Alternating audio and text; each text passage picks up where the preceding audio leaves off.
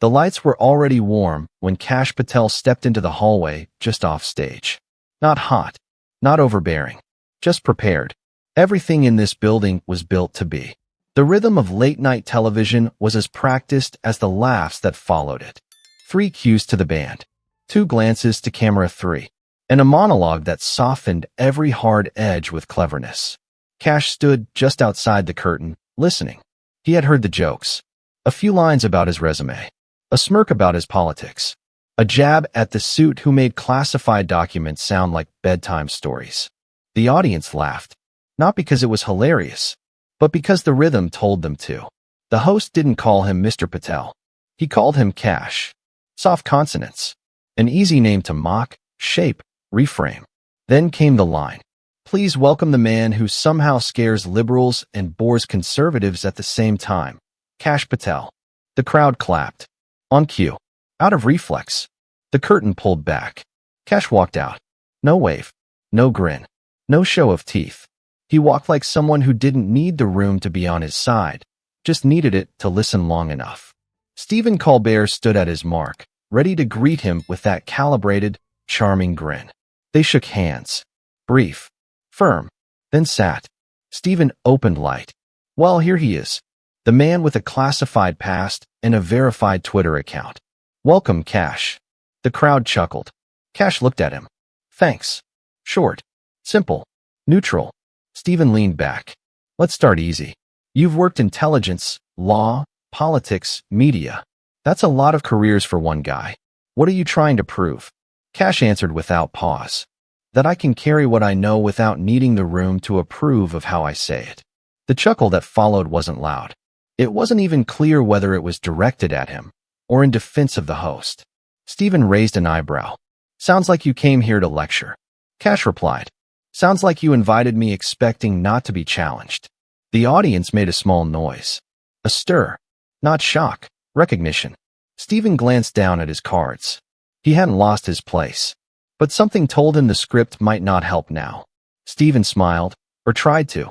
The kind of smile that had rescued 1,000 segments. The kind that could pivot tension into comedy with one well-placed line. So you're not here to play nice? Kash didn't blink. I'm not here to play anything. Stephen nodded slowly, adjusting the stack of cards in his hand. He glanced toward the camera. Not for help. For rhythm. Well, we've had a lot of guests who disagreed with me, Kash. You wouldn't be the first. Kash said. Most of them came to win the room. I came to hold it still. That didn't get a laugh. It wasn't designed to. Stephen looked back down, flipped the top card out of habit. All right. You've been at the center of some of the most controversial moments in recent government history. A lot of people would say you've blurred the lines between law and loyalty. Kash leaned forward, just enough to close the space between them. And a lot of people would say rooms like this decide guilt before they hear a sentence. The audience wasn't laughing now. They were listening. Stephen tried to find the tone again. Okay, so let's be clear. Are you denying that you've been partisan? Kash folded his hands on the table. No, I'm saying I've never confused clarity with convenience. That's what most people in this industry do. There was no rise in his voice. But it didn't matter, because every word landed like it wasn't waiting for applause. Stephen pressed. But you've defended people who've lied. You've stood behind statements later proven false. Kash replied. And I've sat in rooms that pretend clarity can survive an audience that only claps for its side. The room stilled again. Because this wasn't defense. This was something colder. Still. Sharper. Stephen leaned back. You think this show is biased? Kash looked at him. I think it's curated. You shape narratives like set design to make the discomfort look intentional. Stephen set his cards down. That wasn't in the script. None of this was. Stephen Colbert rested his hand on the cards, but didn't pick them up again. He wasn't smiling now. Not angry. Not shaken. Just off rhythm. The room felt like it had leaned slightly toward Kash. Not politically. Not ideologically. Just in attention. Stephen tried to redirect. You know, for someone who doesn't like being framed, you seem very comfortable making claims that can't be tested. Kash didn't nod or shake his head. He said, I've been tested more than you know. Just not by rooms that clap before the question's finished. The audience made a sound. Not laughter. Not disapproval. Just that subtle shift. The one where people realize something real might be happening beneath the format. Stephen adjusted again. Not visibly, but anyone watching closely could tell. The show was slipping out of performance mode, and it wasn't on his terms. I've had senators, generals, presidents sit in that chair, Stephen said. None of them came to dismantle the table. Kash answered. Maybe they still needed the room to like them. I don't. That hit the air like a door closing softly behind you. No rush. Just finality. Stephen leaned forward. You're not making this easy. Kash met his eyes. It was never supposed to be easy. It was supposed to be honest. The audience didn't move. Stephen reached for his pen, tapped it once on the desk. He said, so let's get personal. You've taken positions most of this room finds troubling. Do you care? Kash sat still. I care when disagreement becomes character assassination. And this room? It's very good at that, with a laugh track. There was silence again. Not because it was forced, because no one knew what to add. Stephen glanced at the producer just off camera. No cue. No signal. Just a long, unbroken pause that couldn't be edited out in real time. Stephen Colbert sat back. He looked at Kash, then at the audience, then down at his desk. For a few seconds, he didn't say anything. It was the kind of stillness that usually only exists in rehearsal. But now it was live, and no one knew whose move it was. Stephen finally broke the silence. You know, Kash, you could have said no to this appearance. Kash replied without delay, but that would have let the frame stay untouched. Stephen raised an eyebrow. The frame? Kash nodded. This room, this format. The way it flatters conflict until someone brings conviction, and then it gets nervous. A ripple moved through the crowd. Not applause, not laughter, just recognition. Stephen took a slow breath. Well, I've always thought disagreement made for good television. Kash looked at him directly. Only when it can be edited. Stephen blinked once. He reached for another card, not to read it, just to move it, then said, Is that what you think this is? Editing the truth into entertainment.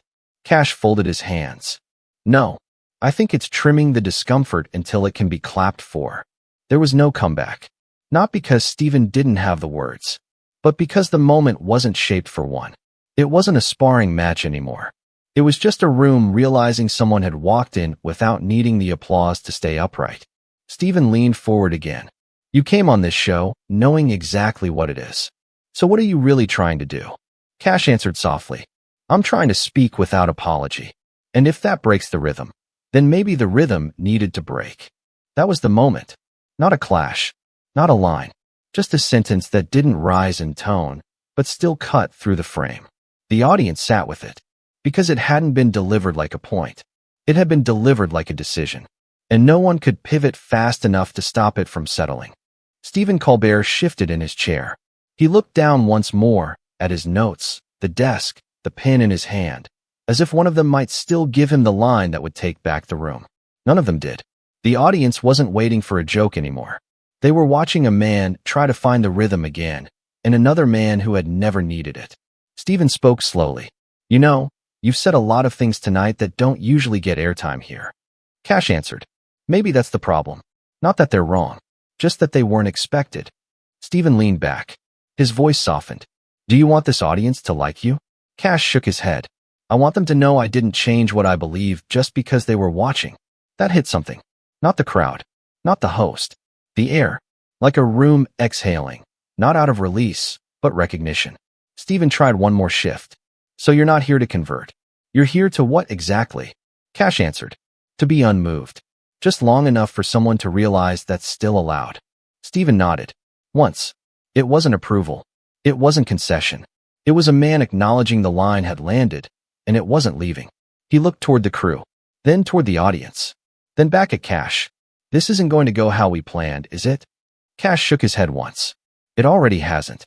The crowd didn't laugh. They didn't boo. They just listened. Because whatever this was, it wasn't entertainment anymore. It was presence. And presence doesn't ask to be received. It just holds. Part 6 is the end, the quiet exit, the decision, the aftershock. Say the word, and I'll finish it. Stephen Colbert glanced toward the control room. There was no cue, no card, no signal in his ear. Because even they didn't know how to cut a moment that hadn't been built to fit their structure. He looked back at Kash. The audience watched both of them now, not waiting for who would win, but who would decide it was done. Steven cleared his throat. You've said some heavy things tonight. Kash replied calmly. I've said what needed to be said. Not because it's radical, just because it's unwelcome. Steven tapped his fingers lightly against the desk. He said, You realize we'll get emails about this. Kash nodded. Then maybe it meant something. The air didn't shift. It settled. Steven looked down at the final card in front of him, the one meant to close the segment with charm. He didn't read it. He pushed it aside. Well, Kash, I guess this is the part where I thank you for being here. Kash stood. Not rushed. Not performative. Just deliberate. He extended his hand. Steven shook it. Not warmly, but not reluctantly either. Just honestly. Kash turned to the crowd once. Not to wave. Not to acknowledge applause. Just to look. As if to say, I was here. Then he walked off stage. No music cue. No fade to commercial. No forced joke to stitch it back together. Steven watched him go, then turned back to the camera. He didn't try to reframe it. He didn't try to lighten it. He just said, We'll be right back. The red light above the lens dimmed, and the room stayed quiet. Backstage, the producers didn't speak for several seconds. Then one of them said quietly. He didn't raise his voice once. Another added. But the whole room got louder around him. No one replied. Because there was nothing left to shape. Just the after sound of a guest who hadn't come to be received, only to remain unchanged. The episode aired in full. No edits. No cuts. No commentary. Just the segment. 32 minutes of stillness, presence, and refusal. Clips surfaced slowly. No dramatic captions. No sound bites. Just posts that said, Watch until the end. He never broke. This wasn't a performance. That's what made it matter. Stephen Colbert never referenced it again. Not in interviews. Not in monologues. Not in casual conversation. But for the next few nights, something shifted. A little more space between questions. A little more stillness before the next joke. As if some part of the room still remembered the moment when someone didn't flinch and didn't ask to be clapped for. Kash Patel made no statement afterward. No quote. No tweet. No follow-up. When asked off camera what he thought of the interview, he said only this. I said what I meant. And I didn't ask them to agree. That was it. And it was enough. Because the moment didn't need amplification. It needed memory. And it stayed. Not as a headline. As a silence that finally refused to be shaped.